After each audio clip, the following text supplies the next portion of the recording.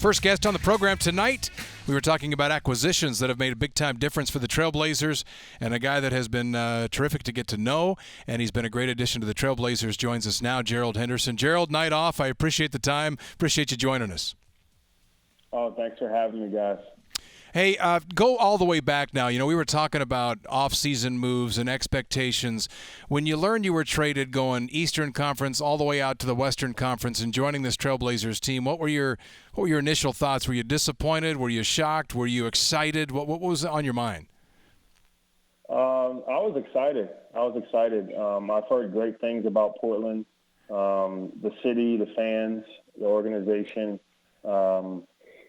It's initially you're like, okay, Portland I know is the furthest possible place I could get from where I'm at. But, in terms of, what I knew I was getting myself into, I was pretty excited about it. You know, they always say it's in the NBA. I always laugh at players that are deciding whose team it is. Like, is it LeBron's team or is it Kyrie Irving's team? Or is that overblown in the NBA, the leadership values of certain players for certain teams, or is there something to it? I'd probably say for the most part, that stuff kind of just like, it's not talked about, I would say, amongst players. I'd probably say it's something that just happens. Like on our team, it's clear cut that Dame is our best player. He's our number one leader. I feel like we have a few leaders on the team, but but everyone just kind of comes in, and as the season starts, it just kind of plays itself out. And on our team, we have multiple guys I feel like that are leaders, and but everybody knows their role in our team, I feel. You guys have been very complimentary. I mean, Ed Davis was in an article recently about Terry Stotts, and Mike was talking about the job he did. And, there's that balance you got to reach as a head coach in terms of being, the old label was player's coach versus disciplinarian. But Terry is very good at monitoring minutes, practice time, giving you guys day off, giving you guys a chance to go out and make a couple mistakes, stay on the floor. What has your first season been like with Coach Stotts? Well, Coach Stotts is great. I haven't really had much interaction with him besides, the press conference when I got traded here. And, first thing I say about Coach Stotts, he has a great attitude he brings to work every day. Just a great guy, asks you how you're doing every day. And, he's very good on practice, which as a player, getting rest and stuff, you look forward to, and he's very good with that. And then I think, he's done a great job this year of managing everybody on the team in terms of, playing the young guys, but then also, implementing some of the guys that he feels like, are going to be in the rotation consistently. And, my experience with him this year has been great so far. Were you a little nervous coming into the season with the injury and you had to get yourself ready? Were you a little nervous about what your role on this team would be? And now do you understand completely where you fit in? Yeah, I think at this point in the season, I know exactly what's expected of me. And, I fit in pretty well with this team. Initially, when you're coming back, it is a difficult thing, because you're not just going to jump right into what's happening. This is it was a brand new experience for me, new coach, new teammates. And, also coming back from an injury, having to deal with the day-to-day, soreness and not having my legs and stamina or whatnot. So there's just a lot of elements that are going into my play. But, after a while, I just kind of figured it out. And, I had a lot of help from my coaches and teammates along the way.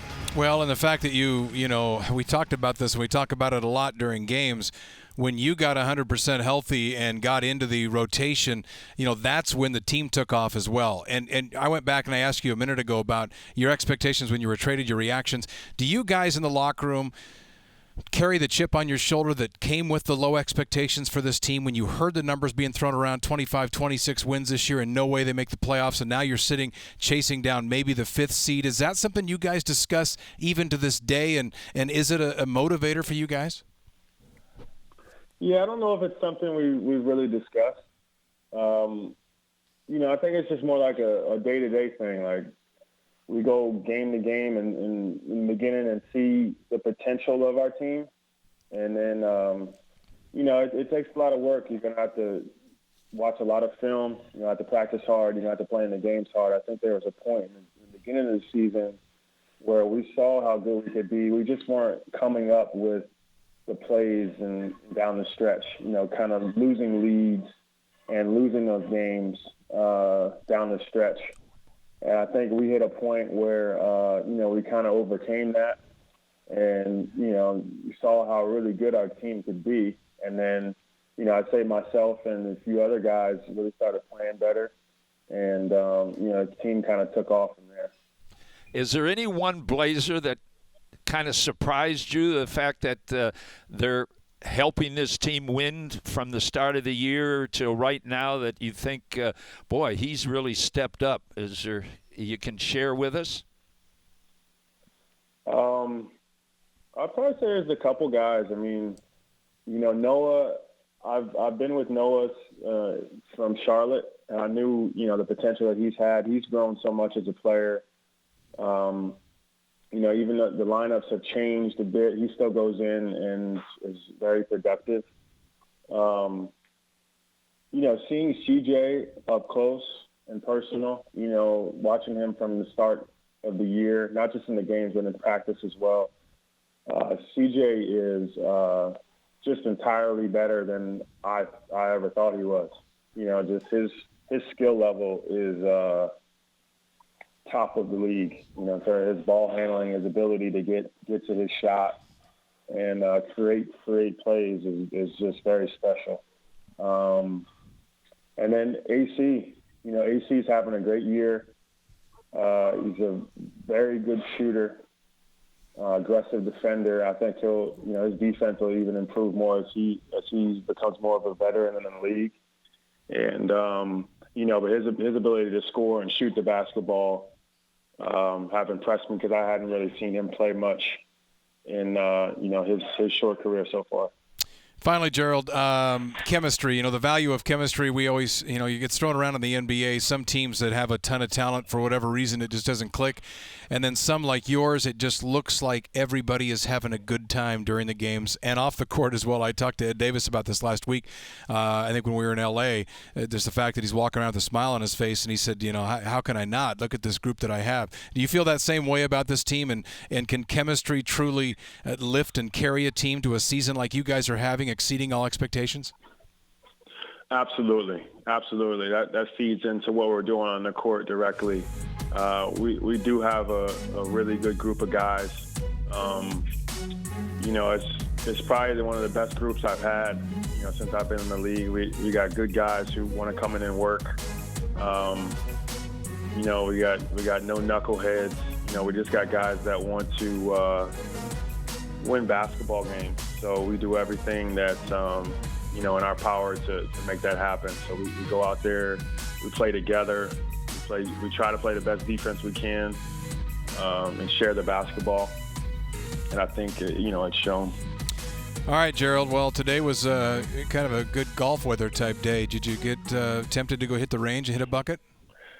That's funny that you said that. I did not get to the range, but I headed over to Nike Golf campus with Pat Connaughton today. Nice. And we got fitted for some golf clubs today. Oh, very good. I was going to ask you the other day if you guys made that happen, if Ryan hooked you guys up out there. That's good stuff. We look forward to playing with you in some tournaments. So, and you have your tournament in Charlotte. You still have that? I do. It's set for May 8th in Charlotte. August 8th in Charlotte.